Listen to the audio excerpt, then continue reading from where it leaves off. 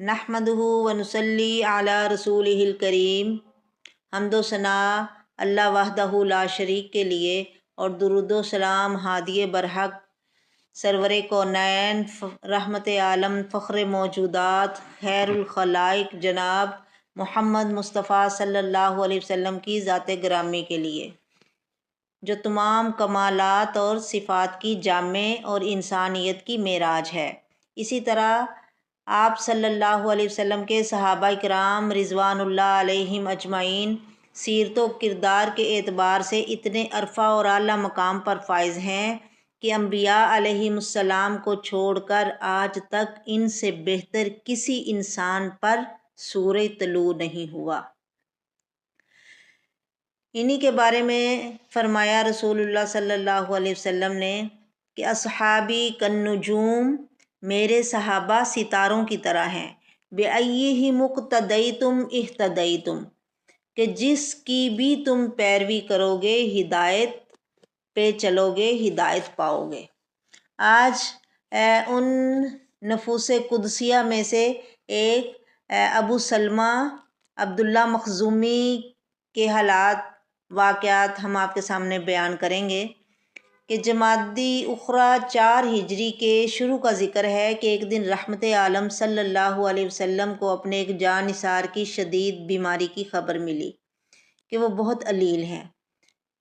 مدینہ منورہ کے قریب عالیہ نامی بستی میں موت و حیات کی کشمکش میں مبتلا تھے۔ حضور صلی اللہ علیہ وسلم یہ خبر سن کر بے چین ہو گئے اور اسی وقت عیادت کے لیے ان صاحب کے گھر تشریف لے گئے۔ بیمار شدائی رسول صلی اللہ علیہ وسلم پر اس وقت نزع کا عالم طاری تھا۔ جوں ہی سرور کونین صلی اللہ علیہ وسلم نے ان کے گھر میں قدم رکھا، انہوں نے حضور صلی اللہ علیہ وسلم پر ایک حسرت بھری نظر ڈالی اور ساتھ ہی ان کی روح مطہر عالم بالا کو پرواز کر گئی۔ یوں معلوم ہوتا تھا کہ ان کی آنکھیں بس جناب رسالت مآب صلی اللہ علیہ وسلم کے دیدار کی منتظر تھیں۔ حضور صلی اللہ علیہ وسلم نے اپنے دست مبارک سے ان کی آنکھیں بند کیں، اہل خانہ کو جزا فضا سے منع کیا اور پھر میت کے قریب کھڑے ہو کر یوں دعا مانگی کہ الہی اس کی قبر کو وسیع اور روشن کر، اس کو نور سے بھر دے، اپنے اس بندے کی مغفرت فرما اور ہدایت یافتہ لوگوں میں اس کا درجہ بلند فرما۔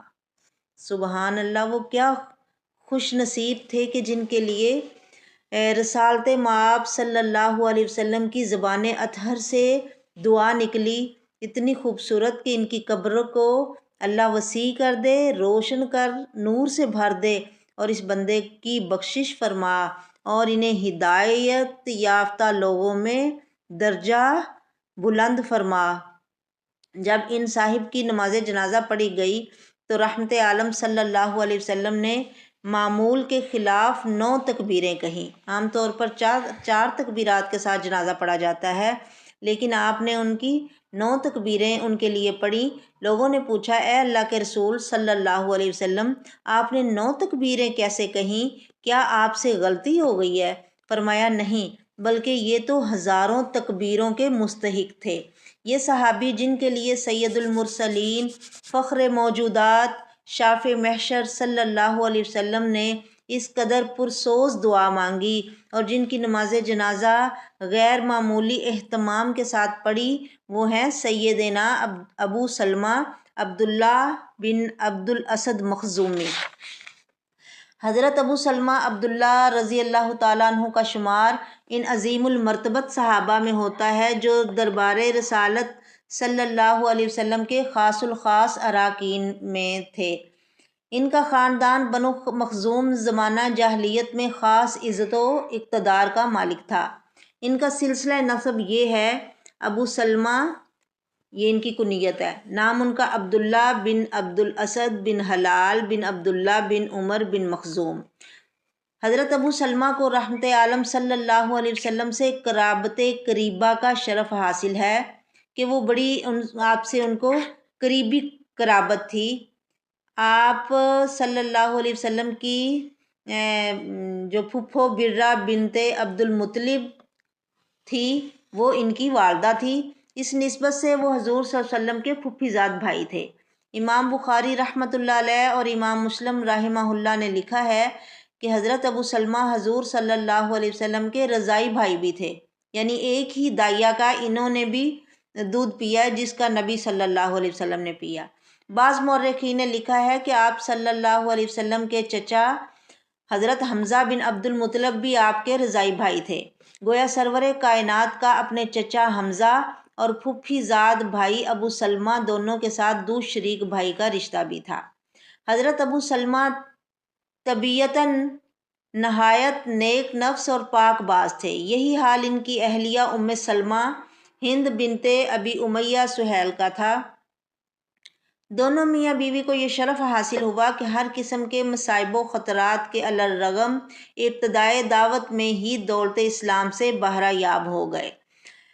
سرور عالم صلی اللہ علیہ وسلم اس وقت تک حضرت ارقم بن ابی ارقم کے مکان میں پناہ گزین نہیں ہوئے تھے۔ بعض اہل سیر نے یہ خیال ظاہر کیا ہے کہ حضرت ابو سلمہ کی سعادت اندوز اسلام ہونے سے صرف 10 آدمی دائرہ اسلام میں داخل ہوئے تھے، گویا وہ سابقون الاولون میں بھی امتیازی حیثیت کے مالک ہیں، یعنی بالکل شروع اسلام والے ہیں وہ۔ قبول اسلام کے بعد حضرت ابو سلمہ رضی اللہ تعالی عنہ بھی دوسرے مسلمانوں کی طرح مشرکین قریش کے ظلم و ستم کا نشانہ بن گئے۔ جب کفار کے مظالم انتہا کو پہنچ گئے تو 5 نبوی رجب 45 عام الفیل میں سرور عالم صلی اللہ علیہ وسلم نے مسلمانوں کو حبشہ کی طرف ہجرت کرنے کی اجازت دے دی۔ چنانچہ سب سے پہلے 11 مردوں اور 4 عورتوں پر مشتمل ایک قافلہ روانہ ہوا۔ راہ حق کے ان مسافروں میں حضرت ابو سلمہ اور ان کی بیوی ام سلمہ بھی شامل تھیں۔ کفار قریش کو ان مظلوموں کے ارادے کا علم ہوا تو ان کے ایک گروہ نے ساحل سمندر تک مسلمانوں کا پیچھا کیا، لیکن اسے ناکام واپس آنا پڑا، کیونکہ اس کے بندرگاہ شعیبہ پر پہنچنے سے پہلے ہی مسلمانوں کا جہاز وہاں سے روانہ ہو چکا تھا۔ اہل حق کو ابھی حبش میں 3 ہی ماہ گزرے تھے کہ انہوں نے اہل مکہ کے مسلمان ہونے کی خبر سنی، یا یہ کہ رسول اکرم صلی اللہ علیہ وسلم اور کفار مکہ کے درمیان صلح ہو گئی ہے۔ یہ خبر سنتے ہی مہاجرین نے حبشہ سے مکہ کا رخ کیا۔ بعض مورخین یعنی تاریخ لکھنے والوں نے لکھا ہے کہ سارے مہاجرین مکہ واپس آ گئے اور ان میں سے ایک جماعت وہاں ٹھہری رہی۔ حضرت ابو سلمہ اور ام سلمہ ان مسلمانوں میں شامل تھے جنہوں نے مکہ یعنی جو مکہ کو واپس آئے۔ مکہ کے قریب پہنچ کر انہیں معلوم ہوا کہ یہ خبر جو انہوں نے سنی ہے وہ بالکل غلط تھی۔ پھر بھی انہوں نے اس وقت حبش واپس جانا مناسب نہ سمجھا اور کسی نہ کسی کی پناہ لے کر شہر میں داخل ہو گئے۔ ابن ہشام نے ابن اسحاق کے حوالے سے لکھا ہے کہ حضرت ابو سلمہ نے حضرت ابو طالب کی پناہ لی جو ان کے ماموں تھے۔ بنو مخزوم اس پر بگڑ بیٹھے۔ انہوں نے ابو طالب سے احتجاج کیا کہ اپنے بھتیجے محمد صلی اللہ علیہ وسلم کو آپ نے پہلے ہی اپنی پناہ میں لے رکھا ہے، اب آپ ہمارے آدمی کو بھی اپنی پناہ میں لے رہے ہیں، آخر کیوں؟ ابو طالب نے جواب دیا، محمد صلی اللہ علیہ وسلم میرا بھتیجا ہے اور ابو سلمہ میرا بھانجا، اگر میں اپنے بھتیجے کو اپنی پناہ میں لے سکتا ہوں تو بھانجے کو بھی لے سکتا ہوں۔ بنو مخزوم نے ابو طالب کی بات کو تسلیم نہ کیا اور اپنے مطالبے پہ اڑے رہے کہ ابو سلمہ کو ان کے حوالے کیا جائے۔ اس موقع پہ ابو لہب کو اپنے بھائی کی حمایت میں جوش آ گیا، وہ اٹھ کھڑے ہوئے اور بنو مخزوم سے مخاطب ہو کر کہا، مخزومی بھائیو، تم نے ابو طالب کو بہت کچھ کہہ سن لیا، اب میری بھی سن لو۔ ابو طالب تمہارے دبدبے میں آنے والے نہیں ہیں، وہ جس کو چاہیں اپنی پناہ میں لے سکتے ہیں، تم کو یہ حق نہیں پہنچتا کہ ان پر اپنا عہد توڑنے کے لیے دباؤ ڈالو، یعنی جب وہ وعدہ کر چکے ہیں اسے پناہ دینے کا تو اب وہ اسے تمہارے حوالے نہیں کر سکتے۔ اگر تم انہیں تنگ کرنے سے باز نہ آئے تو میں ان کے ساتھ مل کر تمہارا مقابلہ کروں گا۔ ابو لہب مشرکین کا دست و بازو تھا۔ اس کے تیور دیکھ کر بنو مخزوم نے اپنا مطالبہ فوراً چھوڑ دیا اور کہا، اے ابو عتبہ، ہم آپ کو ہرگز ناراض نہیں کریں گے۔ وہ ظاہر دوست تھے تو انہوں نے ابو لہب کی بات میں آ کے اپنا مطالبہ چھوڑ دیا۔ اس واقعے کے بعد مسلمانوں پر قریش کے مظالم میں اور شدت پیدا ہو گئی۔ چنانچہ حضور صلی اللہ علیہ وسلم نے مسلمانوں کو پھر ہدایت فرمائی کہ وہ حبش کے دارالامن کو چلے جائیں۔ چنانچہ 6 نبوی میں حبشہ کی دوسری ہجرت ہوئی، یعنی نبی علیہ السلام کو نبوت کے یعنی 6 سال دوسری دفعہ جب یہ ہجرت کی تو اس میں 83 مرد اور 20 خواتین کا ایک قافلہ کفار کی سخت مزاحمت کے باوجود کسی نہ کسی طرح حبشہ پہنچنے میں کامیاب ہو گیا۔ اس قافلے میں بھی حضرت ابو سلمہ اور ام سلمہ دونوں شامل تھے، گویا یہ ان کی دوسری ہجرت تھی۔ کئی سال حبشہ میں غریب الوطنی کی زندگی گزارنے کے بعد حضرت ابو سلمہ اور ام سلمہ دوسرے کئی مہاجرین حبشہ کے ہمراہ مکہ معظمہ واپس آ گئے۔ یہ حضور صلی اللہ علیہ وسلم کی ہجرت جو آپ مدینہ کی طرف آپ نے کی اس سے پہلے کا واقعہ ہے۔ یہاں پہنچ کر وہ پھر اپنے قبیلے اور دوسرے کفار کے ستم رانیوں کا ہدف بن گئے کہ یہ لوگ اب ان پر اور زیادہ ستم کرنے لگے۔ ہجرت نبوی سے سوا سال پہلے 12 نبوی میں حضرت ابو سلمہ نے کفار کے مظالم سے تنگ آ کر مدینہ کی طرف ہجرت کا ارادہ کیا۔ اس وقت ان کے پاس صرف ایک ہی اونٹ تھا۔ اس پر انہوں نے حضرت ام سلمہ اور اپنے ننھے بچے سلمہ کو سوار کرایا اور خود اونٹ کی نکیل پکڑ کر پیدل چل پڑے۔ حضرت ام سلمہ کے قبیلے بنو مغیرہ کو خبر ہوئی تو انہوں نے اونٹ کو گھیر لیا اور ابو سلمہ سے کہا کہ تم جا سکتے ہو لیکن ہماری لڑکی تمہارے ساتھ نہیں جا سکتی۔ یہ کہہ کر انہوں نے اونٹ کی نکیل ابو سلمہ کے ہاتھ سے چھین لی اور ام سلمہ کو زبردستی اپنے ساتھ لے گئے۔ اتنے میں ابو سلمہ کے خاندان کے لوگ بنو عبد الاسد آ پہنچے۔ انہوں نے ام سلمہ سے ان کا بچہ چھین لیا اور بنو مغیرہ سے کہا تم نے اپنی لڑکی کو ہمارے آدمی سے چھین لیا تو ہم اپنے لڑکے سلمہ کو تمہارے پاس کیوں چھوڑیں۔ اس چھینا جھپٹی میں ننھے سلمہ کا ہاتھ اتر گیا اور وہ آخر دم تک یعنی پوری زندگی انہوں نے ایسے ہی گزاری۔ یہ ایک دردناک منظر تھا، لیکن ابو سلمہ دل پر پتھر رکھ کر بیوی بچے کے بغیر اکیلے ہی مدینہ کی طرف روانہ ہو گئے۔ ان کی بیوی ام سلمہ بنو مغیرہ کے پاس اور بچہ بنو عبد الاسد کے پاس تھا۔ گویا دین حق کی خاطر تینوں باپ، بیٹا اور بیوی جدائی کی مصیبتیں برداشت کرتے رہے۔ حضرت ام سلمہ کو شوہر اور بچے کی جدائی کا فطری طور پر بہت صدمہ تھا۔ وہ روزانہ صبح کے وقت گھر سے نکلتی اور سارا دن ایک ٹیلے پر ابتھا میں بیٹھ کر گریہ زاری کرتی رہتی۔ پورا 1 سال اسی طرح گزر گیا۔ ایک دن بنو مغیرہ کے ایک رحم دل آدمی نے اس حال میں انہیں دیکھا تو اس کا دل بڑا نرم ہو گیا، پسیج گیا۔ اس نے اپنے قبیلے کو جمع کیا اور ان سے کہا یہ لڑکی ہمارا ہی خون ہے، ہم کب تک اس مسکین کو اس کے شوہر اور بچے سے جدا رکھیں گے؟ اے بنی مغیرہ، ہمارا قبیلہ بڑا شریف اور شجاع ہے، بہادر ہے اور ظلم کو پسند نہیں کرتا، تو ہم یہ اپنی ہی لڑکی کے ساتھ کیسا ظلم کر رہے ہیں؟ اس نیک دل آدمی کی تقریر سن کر دوسرے لوگوں کو بھی رحم آ گیا اور انہوں نے ام سلمہ کو اجازت دے دی کہ وہ اپنے شوہر کے پاس مدینہ جا سکتی ہے۔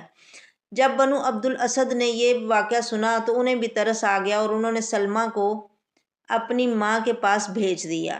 حضرت ام سلمہ نے بچے کو گود میں لیا اور اونٹ پر سوار ہو کر مدینہ کی طرف روانہ ہو گئی۔ راستے میں تنعیم کے مقام پر انہیں ایک شریف النفس آدمی عثمان بن طلحہ ملے۔ انہوں نے جب ام سلمہ کو ننھے بچے کے ہمراہ اکیلے سفر کرتے دیکھا تو دل میں آیا اے عثمان، یہ مردانگی سے دور کی بات ہے کہ مکہ کی ایک بیٹی یوں اکیلی سفر کرے اور تو اس کی مدد نہ کرے۔ انہوں نے ام سلمہ کے اونٹ کی نکیل پکڑی اور آہستہ آہستہ مدینہ کی طرف چل پڑے۔ جب کہیں پڑاؤ ہوتا تو وہ کسی درخت کی اوٹ میں ہو جاتے اور چلنے کے وقت اونٹ تیار کر کے لے آتے۔ ایسے ہی چلتے چلاتے یہ قباء میں پہنچ گئے۔ ابو سلمہ وہیں مقیم تھے اور اپنی نیک سیرت بیوی اور بچے کو پا کر خدا کا شکر ادا کیا۔ عثمان بن طلحہ یہاں سے مکہ کو واپس چلے گئے۔ انہوں نے فتح مکہ کے موقع پہ اسلام قبول کیا۔ حضرت ام سلمہ نے ان کی نیکی کو ہمیشہ یاد رکھا اور فرمایا کہ میں نے عثمان بن طلحہ سے زیادہ ساتھ دینے والا اور شریف آدمی نہیں دیکھا۔ علامہ ابن اسیر نے حضرت ام سلمہ کا یہ قول بھی نقل کیا ہے کہ میں نہیں جانتی کہ خاندان ابو سلمہ سے زیادہ کسی گھرانے نے اسلام کی خاطر مصیبتیں جھیل لی ہوں۔ صحیح بخاری کی ایک روایت کے مطابق حضرت ابو سلمہ پہلے مسلمان تھے جو مکہ سے ہجرت کر کے مدینہ پہنچے۔ اس طرح ان کی بیوی ام سلمہ پہلی مسلمان خاتون ہے جو ہجرت کر کے مدینہ آئیں۔ یہ ان کی تیسری دفعہ ہجرت تھی جو ان سعادت مند روحوں نے صرف اللہ کو خوش کرنے کے لیے کی۔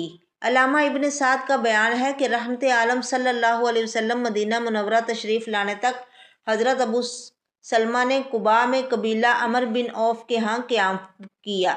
حضور صلی اللہ علیہ وسلم نے ہجرت کے بعد مدینہ میں نزول اجلال فرمایا تو آپ نے مشہور صحابی حضرت ابو خیثمہ انصاری سے حضرت ابو سلمہ کی مواخات کرا دی، یعنی بھائی چارہ ان کا کروا دیا۔ ان کی مستقل سکونت کے لیے ایک زمین کا ٹکڑا بھی انہیں دیا گیا۔ 6 ہجری میں حضرت ابو سلمہ کو ان 313 نفوس قدسی میں شامل ہونے کا شرف حاصل ہوا ہے جو حق و باطل کے معرکہ اول یعنی غزوہ بدر میں رحمت عالم صلی اللہ علیہ وسلم کے ہم رکاب تھے۔ 3 ہجری میں انہوں نے غزوہ احد میں سرفروشانہ حصہ لیا۔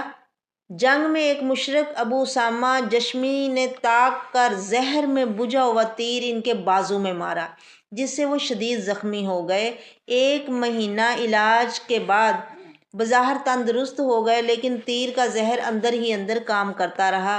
3 ہجری کے آخر میں رسول اکرم صلی اللہ علیہ وسلم کو خبر ملی کہ جبل قطن کے دامن میں آباد بنو اسد بن خزیمہ کے سردار طلیحہ اور سلمہ اپنے قبیلہ کو مدینہ منورہ پر حملہ کرنے کے لیے ابھار رہے ہیں۔ حضور صلی اللہ علیہ وسلم نے حضرت ابو سلمہ کو 150 سوار دے کر حکم دیا کہ فوراً بنو اسد بن خزیمہ کے علاقے میں جاؤ اور ان کو منظم ہونے سے پہلے منتشر کر دو۔ حضرت ابو سلمہ بڑی رازداری کے ساتھ سفر کرتے ہوئے 1 محرم 4 ہجری کو یکایک مفسدین کے سر پر جا پہنچے اور انہیں اپنی تلواروں پر رکھ لیا۔ وہ بدحواسی کے عالم میں ادھر ادھر بھاگے تو حضرت ابو سلمہ نے مجاہدین کو 3 دستوں میں تقسیم کر کے مختلف اطراف میں ان کے پیچھے بھیجا۔ مجاہدین نے بنو اسد کے سب کس بل نکال دیے اور اونٹ، بھیڑ، بکریوں کی کثیر تعداد ان سے چھین لی۔ حضرت ابو سلمہ 29 دن کے بعد کامیاب مدینہ منورہ واپس آئے اور یہ کثیر مال غنیمت دربار رسالت میں پیش کیا تو حضور صلی اللہ علیہ وسلم بہت خوش ہوئے۔ حضرت ابو سلمہ اور ان کے ساتھیوں کو دعا دی۔ تاریخ میں یہ سریہ یعنی یہ جو لشکر گیا اور یہ کامیاب ہو کے واپس آئے اس کو سریہ ابو سلمہ یا سریہ قطن کے نام سے مشہور ہے۔ اس مہم سے واپسی کے کچھ عرصے بعد وہ زخم جو ابو سلمہ کو جنگ احد میں لگا تھا پھر ہرا ہو گیا۔ بتھیرا علاج معالجہ کیا گیا لیکن زخم بگڑتا ہی گیا یہاں تک کہ ابو سلمہ کے بچنے سے مایوسی ہو گئی۔ اس دوران میں رسول اکرم صلی اللہ علیہ وسلم کئی بار حضرت ابو سلمہ کی عیادت کے لیے تشریف لائے۔ جمادی اخری 4 ہجری کے شروع میں ان پر نزاع کی کیفیت طاری ہوئی تو حضور صلی اللہ علیہ وسلم کو اطلاع دی گئی۔ آپ فوراً ابو سلمہ کے گھر تشریف لائے۔ انہوں نے آپ کو دیکھتے دیکھتے اپنی جان آفرین کے سپرد کر دی۔ حضور صلی اللہ علیہ وسلم نے اپنے دست مبارک سے ان کی آنکھیں بند کیں اور فرمایا کہ انسان کی روح جس وقت بدن سے الگ ہوتی ہے تو آنکھیں اس کے دیکھنے کے لیے کھلی رہ جاتی ہیں۔ اللہ اکبر۔ اس وقت حضرت ام سلمہ فرط علم سے نڈالتی اور بار بار کہتی تھی، ہائے ہائے غربت میں کیسی موت آئی ہے۔ حضور صلی اللہ علیہ وسلم نے ان کو صبر کی تلقین فرمائی اور ساتھ میں یہ ہدایت بھی کی کہ ان کی مغفرت کی دعا مانگو اور کہو اے اللہ مجھے ان سے بہتر ان کا جانشین دے۔ اس کے بعد حضور صلی اللہ علیہ وسلم نے خود ابو سلمہ کے لیے دعائے مغفرت مانگی اور خاص اہتمام کے ساتھ ان کی نماز جنازہ پڑھائی۔ حضرت ابو سلمہ نے اپنے پیچھے اہلیہ کے علاوہ 4 بچے یعنی 2 لڑکے اور 2 لڑکیاں اپنی یادگار میں چھوڑے۔ لڑکوں کے نام ہیں سلمہ اور عمر، اور لڑکیوں کے نام ہیں درہ اور زینب۔ ان سب بچوں نے حضور صلی اللہ علیہ وسلم کے سایہ عاطفت میں پرورش پائی، یعنی یہ نبی صلی اللہ علیہ وسلم کے گھر میں پلے اور آپ علیہ السلام کی نگرانی میں۔ ایک روایت میں ہے کہ حضرت ابو سلمہ رضی اللہ تعالی عنہ اپنے اہل و عیال پر بے حد شفیق تھے، چنانچہ وفات کے وقت ان کی زبان پر یہ الفاظ تھے: الہی میرے کنبے کی اچھی طرح نگہداشت فرمانا، الہی میرے کنبے کی اچھی طرح نگہداشت فرمانا۔ اللہ اکبر۔ اللہ تعالیٰ نے ان کی دعا کو اس طرح شرف قبول بخشا کہ حضرت سلمہ چند ماہ بعد ام المومنین بن گئیں، یعنی نبی صلی اللہ علیہ وسلم سے ان کا نکاح ہو گیا۔ واہ نصیب ان کے! اور ان کے بچے رحمت عالم صلی اللہ علیہ وسلم کے ربیب بنے، یعنی آپ کی پرورش میں وہ آ گئے۔ اس طرح حضرت ابو سلمہ کی زندگی میں ایک دفعہ حضرت سلمہ نے ان سے کہا: میں نے سنا ہے کہ اگر کسی عورت کا شوہر اس کی زندگی میں فوت ہو جائے اور وہ عورت اس کے بعد دوسرا نکاح نہ کرے تو اللہ اس سے جنت میں داخل کرتا ہے۔ اسی طرح کسی مرد کی زندگی میں اس کی بیوی مر جائے اور وہ مرد اس کے بعد دوسرا نکاح نہ کرے تو اللہ تعالیٰ اس مرد کو بھی جنت عطا کرتا ہے۔ آؤ ہم دونوں عہد کریں کہ ہم میں سے جو پہلے مرے دوسرا اس کے بعد یعنی اکیلا زندگی گزارے۔ ابو سلمہ نے کہا: کیا تم میرا کہا مانو گی؟ سلمہ نے جواب دیا: کیوں نہیں؟ ابو سلمہ نے فرمایا: تو سنو، اگر میں پہلے مر جاؤں تو تم میرے بعد ضرور نکاح کر لینا۔ اس کے بعد انہوں نے دستے دعا اٹھائے اور بارگاہ عزتی میں یوں عرض پیرا ہوئے: اے مولا کریم، اگر میں سلمہ کی زندگی میں مر جاؤں تو تو اسے مجھ سے بہتر جانشین دے۔ ان کی یہ دعا در اجابت پر پہنچ گئی۔ ان کے بعد حضرت ابو سلمہ کے جانشین سید المرسلین صلی اللہ علیہ وسلم ہوئے۔ مسند احمد حنبل میں خود حضرت سلمہ سے روایت ہے کہ ایک دن ابو سلمہ دربار رسالت سے گھر واپس آئے تو بہت خوش تھے۔ مجھ سے کہنے لگے: آج رسول اللہ صلی اللہ علیہ وسلم کے ارشاد مبارک نے مجھے بے حد خوش کیا ہے۔ آپ صلی اللہ علیہ وسلم نے فرمایا کہ جو مسلمان مصیبت کے وقت سچے دل سے اللہ کے در پر جھکتا ہے اور یہ دعا مانگتا ہے کہ الہی اس مصیبت میں میری مدد کر اور بہتر نعم البدل عطا کر، تو اللہ تعالیٰ اس کی دعا قبول فرماتا ہے۔ یعنی جب بندے کو کوئی صدمہ مصیبت پہنچے تو وہ اللہ کی طرف جھکے اور کہے: انا للہ و انا الیہ راجعون، اور ساتھ میں یہ دعا پڑھے: اللہم اجرنی فی مصیبتی واخلف لی خیرا منہا، تو پھر اللہ تعالیٰ یعنی اس کو اس سے بہتر عطا کرتے ہیں۔ ابو سلمہ کی یہ بات میرے دل پر نقش ہو گئی، یہ سلمہ فرماتی ہیں۔ جب انہوں نے وفات پائی تو مجھے سخت صدمہ پہنچا اور میں نے یہی دعا مانگی، یعنی انا للہ و انا الیہ راجعون، اور اس کے ساتھ اللہم اجرنی فی مصیبتی واخلف لی خیرا منہا۔ لیکن پھر میرے دل میں خیال آیا کہ ابو سلمہ سے بہتر یعنی نعم البدل کون ہو سکتا ہے؟ جب عدت گزرنے کے بعد خود رسول صلی اللہ علیہ وسلم نے مجھے نکاح کا پیغام بھیجا تو مجھ پر روشن ہو گیا کہ اللہ تعالیٰ نے مجھے ابو سلمہ سے بہتر نعم البدل عطا فرمایا۔ سیدنا حضرت ابو سلمہ نے اگرچہ لمبی زندگی نہیں پائی لیکن اپنے اخلاص عمل اور راہ حق میں تحمل شدائد، حب رسول اور اصرار و شجاعت کے جو نقوش انہوں نے صفحۂ تاریخ پر مرتسم کیے، وہ قیامت تک ان کا نام زندہ و تابع رکھیں گے۔ رضی اللہ تعالی عنہ۔ حضرت ابو سلمہ کے مواخاتی بھائی ابو خیثمہ انصاری بڑے جلیل القدر صحابہ میں شمار ہوتے ہیں۔ ان کا نام سعد بن خیثمہ اور لقب خیر تھا۔ خاندانی تعلق قبیلہ اوس کی شاخ عمر بن عوف سے تھا۔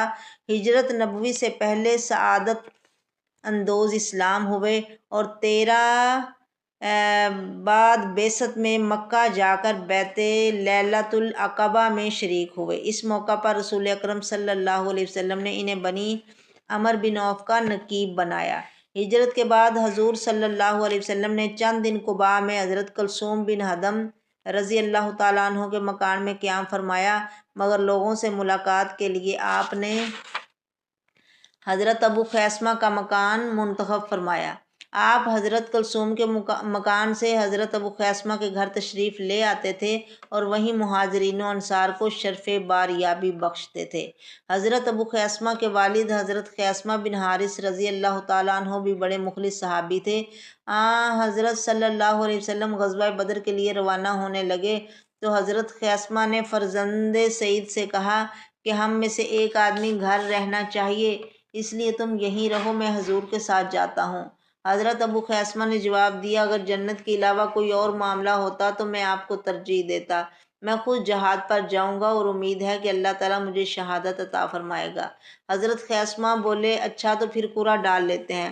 چنانچہ قرعہ ڈالا گیا تو ابو خیثمہ کے نام نکلا۔ اب والد گرامی نے مجبور ہو کر انہیں جانے کی اجازت دے دی۔